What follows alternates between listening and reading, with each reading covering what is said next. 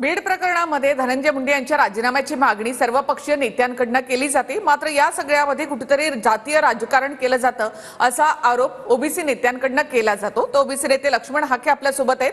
त्याचबरोबर या सगळ्या प्रश्नांची उत्तरे देण्यासाठी आपल्या सोबत हे सगळं प्रकरण लावून धरणाऱ्या अंजली दमानिया समाजसेविका या देखील आपल्या सोबत इथे जोडल्या गेलेल्या आहेत। लक्ष्मण हाके आणि अंजली दमानिया, तुमचं दोघांचंही खूप खूप स्वागत। लक्ष्मण हाके, मी तुमच्याकडे येते। या सगळ्या प्रकरणामध्ये कराड आणि धनंजय मुंडे यांना विशिष्ट समाजाचे असल्यामुळे टार्गेट केलं जातं असा आरोप तुम्ही करताय, तुम्हाला नेमकं काय म्हणायचंय?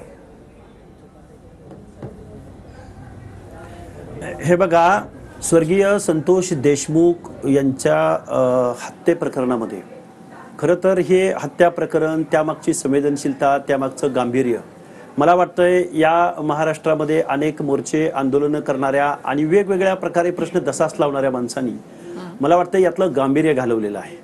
कुणी तिथली बिंदू नियमावली संदर्भात बोललं, कुणी तिथं एका वंजारी समाजाचेच अधिकारी जास्त प्रमाणात आहेत असं बोललं, कुणी घरात घुसून मारण्याची भाषा केली। मला वाटतं हे बीड जिल्ह्यामधल्या या हत्येचं समर्थन कुठलाही नागरिक, कुठलाही माणूस, इवन त्या आरोपीचे नातेवाईक सुद्धा त्या हत्येचं समर्थन करणार नाहीत आणि मी करायचा तर प्रश्नच उरत नाही। जो आरोपी असेल त्या आरोपीला शिक्षा होणं आणि झाली पाहिजे या मताचा मी आहे। पण त्याच्याही पलीकडे जाऊन त्या बीड जिल्ह्यामध्ये गेल्या वर्ष दीड वर्षभरापासून ज्या काही घटना सातत्यानं घडतायत, रिझर्वेशनचं आंदोलन तिथं खूप मोठ्या प्रमाणात उभं राहिलं, त्या 2, 4, 5 जिल्ह्यामध्ये ते वातावरण होतं आणि ही परिस्थिती असताना त्याच बीड शहरामध्ये अख्खं बीड शहर जाळलं जात होतं। ओबीसींची किंवा लोकप्रतिनिधींची घरं टार्गेट करून जाळली जात होती। नाभिक समाजाच्या दुकानावरती हल्ले केले जात होते।